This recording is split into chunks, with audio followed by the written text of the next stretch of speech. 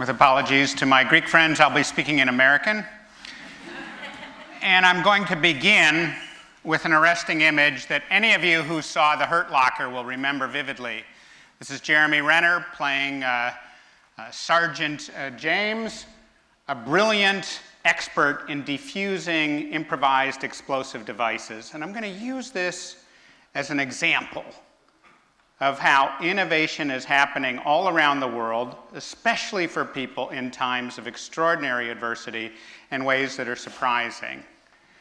These scary devices are everywhere in the world and made unbelievably affordably and easily in bazaars that you can easily order. This is an early generation improvised explosive device, some explosive material connected to a trigger that you can either phone or trigger in some other means, and I want to tell you how it actually works.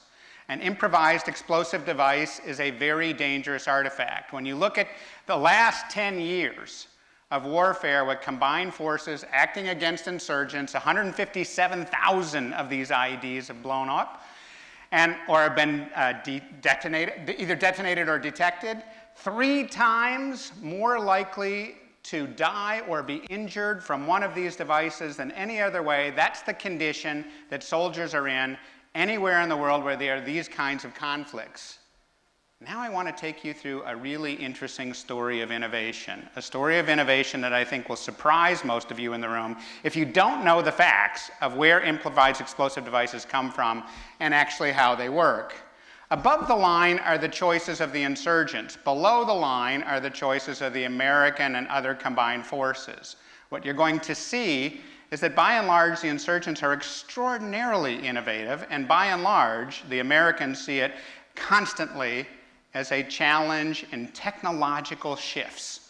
Okay, so above the line is an early generation improvised explosive device, sort of a simple way to trigger an explosive substance with voice over IED kind of technology. The Americans learned how this technology worked, and their response was to weld big fat iron plates onto the jeeps that they were trying to protect. The insurgents love this because those plates heat up easily, they're easily detectable, and you can use an infrared trigger to automatically blow up something that's that hot when it appears over an IED. Americans figured out that this was going on, and they created a little device that would be 10 feet out in front of the convoy called a rhino.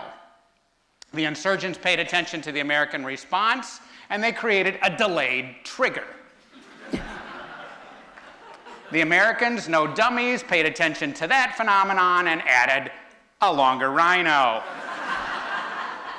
This, ladies and gentlemen, is how the game of a technological arms race constantly evolves. Over time, the insurgents learned to use RF triggers. The Americans developed at eye-watering expense a jammer that would jam every possible frequency in the war zone, and very expensively trained and developed materials and expertise to try to detect those RF triggers. The insurgents figured out how to develop a completely new kind of ammonium nitrate bomb and then an explosively formed penetrator.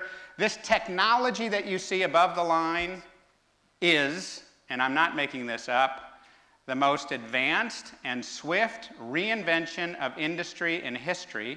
It's been fundamentally reinvented 5 times in 10 years. Nothing like it has ever been seen before in human history, and that's on the side of the insurgents. The American response to that final development, of course, was to create a staggeringly expensive super truck that would allow soldiers to have a fighting chance of getting to their intended destination in a war zone. Now, ladies and gentlemen, let's see if we can't back up and snap this into perspective.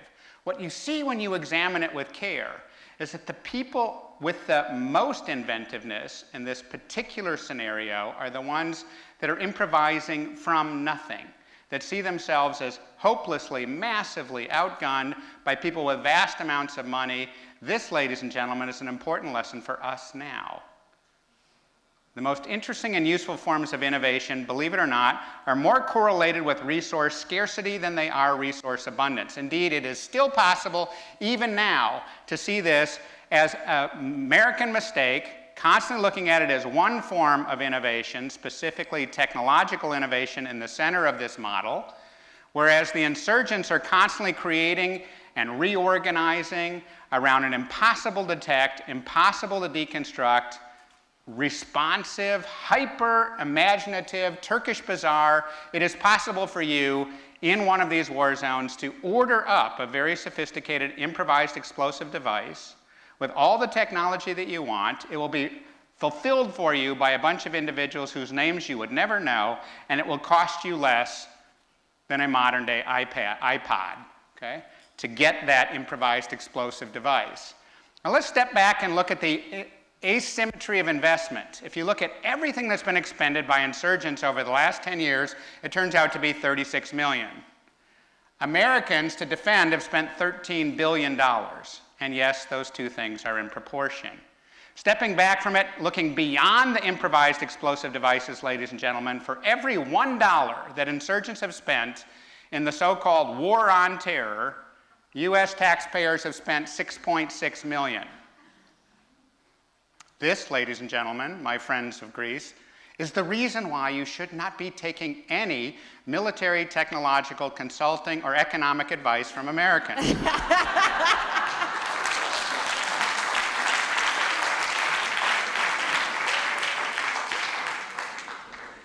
And so I come to you as someone to talk about innovation today. I'm going to break it into three basic topics. The first thing is that I want you to think about big ideas. What the world wants, what the world notices, what the world rewards is big ideas, not little ideas.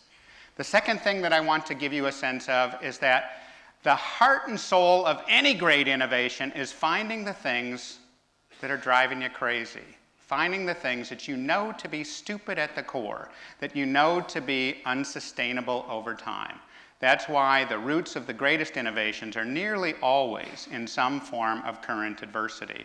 And the third and final thing that I want to give you a sense of is that sophisticated forms of innovation are the way we de-risk these efforts, the way we do something interesting, important, and bold in a time when we are in fact feeling like there's nothing to be done and there's no place to go but down.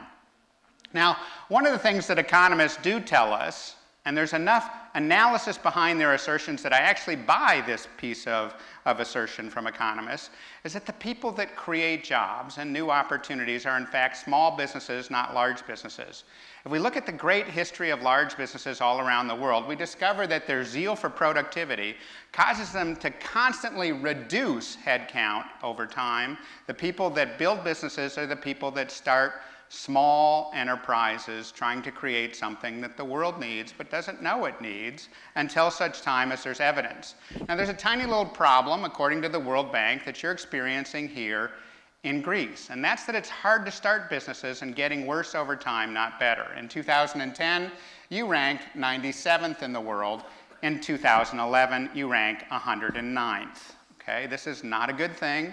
You want to try to figure out how to remove the friction to allow the people in the room and the people in the virtual room at the TEDxAcademy to bring their good ideas and to create things that are vibrant. We'll hear about many of those in the course of the next few presentations, but I want to give us a sense of the modern nature of interconnectedness and the ways in which interconnectedness is the source of the power of new ideas. It's how you take an idea, even if you have no resources, and amplify it through an eager world to try to create something that's vivid and valuable. Let's start with a simple example.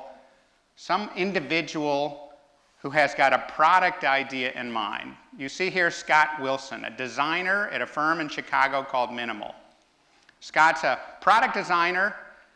For all of his life, he's had good product design ideas for the likes of Nike. And one day he was sitting in Moscow sketching a little idea that came to him. He had basically a jet lag case. He was up late at night, so he sketched his idea. Then he took out his flip camera and he made a video to tell the story of this little idea that he sketched. And he put that story on a website in the United States called Kickstarter. The sketch that he did was of this little device you see here. In the center of it is a standard iPod Nano.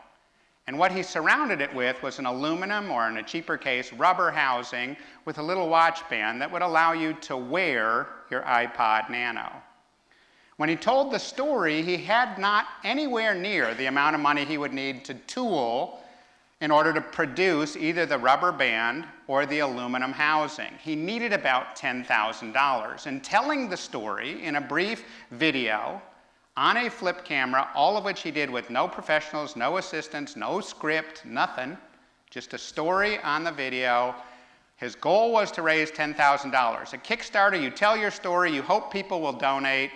They don't have to donate a dime if you don't hit your goal. His goal was $10,000, remember, and he got $941,718. The man made a fortune off of telling his story, and when he produced it, some amazing things started to happen.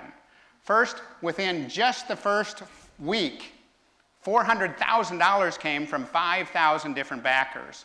Add a couple more weeks, and what you get is 13,500 people eager to donate. In most cases, they were donating $50. In some cases, people would donate $500 for the hope that they would get a rare red anodized aluminum block, okay? He sold 21,000 units on Kickstarter, another 20,000 more on Lunatic. About this time, Apple noticed. I know. They call up Scott and say, how'd you like to sell your watch band here at the Apple stores? He said, no thanks. And they said, why not? He says, you charge people 30% to sell things in the Apple store. I've discovered that 76% of the people that like my watch band buy the Nano afterwards. So I'm not going to give you that. And they said, oh, okay, all right, mumble, mumble, mumble. And they finally agreed to give him a larger cut of the profits. And now Apple sells this because it sells Apple iPods rather. Okay? So when we look at this from the lens of different types of innovation, 5 distinct types of innovation allowed one guy in a hotel room in Moscow to create a robust business with no other resources except his own imagination. That's at an individual product scale. Let's now look at the scale of a community, a population, people in various conditions of adversity. Not that that would ever happen in Greece, of course, but the kinds of things that are happening all around the world as people get upset about things. And these days, thanks to the Ushahidi platform, it is possible to report whatever it is you're upset about. Police violence, or challenges at polling booths, or whatever, and immediately have it graphed in different arenas so that the whole world can be watching the kinds of things that occur. Another simple idea, leveraged by powerful connections. Here's an interesting one, also driven by adversity. Those of you who have ever been in Mexico City know that it's famous for the world's worst traffic jams. This company, one of the greatest cement companies in the world, had the challenge of delivering wet loads of cement to different people in Mexico City amidst the world's greatest traffic jams. Think about yourself as a truck driver delivering a wet load of cement in a traffic jam. Somewhere between hour 3 and hour 4 of that traffic jam, the wet load of cement turns into something like a rock. This is bad for the trucks, okay? Trying to figure out how to deal with that, Cemex built the world's most sophisticated algorithm to fill the trucks in new places, to fill them in different ways, and to route them around traffic problems in a dynamic optimization capability that is really quite sophisticated. When they solved that problem for Mexico City, it turns out they solved it for every crowded, gnarly, nasty traffic problem in the world.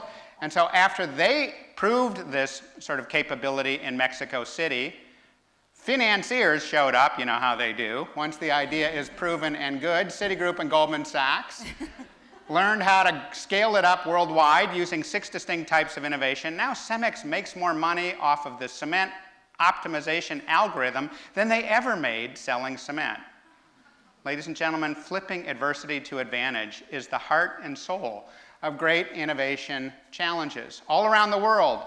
Bureaucrats in cities have vast amounts of data that they've been trying to figure out what to do with. In San Francisco alone, they needed $7 or $8 million that they did not have to try to get consulting contracts to do data analytics. They finally just gave away the raw data for free And they posted a $50,000 prize for people to do something interesting with it. And in weeks, they had 47 new applications of various kinds that would track potholes or describe parking problems or optimize the city in very, very profound ways. London's doing this too. Is this happening in Greece yet? It's beginning. As recently as 2007, the amount of money that was available for first stage investment startups was €0. Open Fund is a local hero that some of you will know about, and two others. And as of 2011, seed stage capital has already risen to €2 million a year. This is small by some national and international standards, but it is a very important beginning, and the beginnings of leveraging connections. What I see for this great region, for this great country, is the beginnings of new and optimistic possibilities. If I were doing innovation here, I would be fostering powerful new platforms in eco and historic tourism in brand new ways, new models of land development, profound new ways to create commodities networks, and scalable or scale-independent educational networks about everything from history to math to democracy. New kinds of signature agricultural exports are possible from here, energy generation stories, and hybrid towns. These, ladies and gentlemen, are the things that the world is eager for, that authentically can be built here in Greece.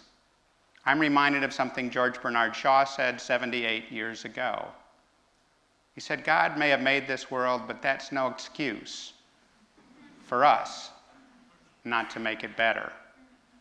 Ladies and gentlemen, I invite you to do the most important form of innovating, the kind that makes the world better for all of us as we try to learn together to flip adversity to advantage. If you want the notes to this talk, you're welcome to them at clientweb.doblin.com. Log in as TEDx, password Academy. We'll work with Nikki and everyone else to make sure anyone can get the file that needs it. It's been a distinct pleasure to be here at this extraordinary place in a time of extraordinary anxiety. I'm very eager to see what happens as we unleash the talent of Greece around the troubles that we have to reinvent. Thank you.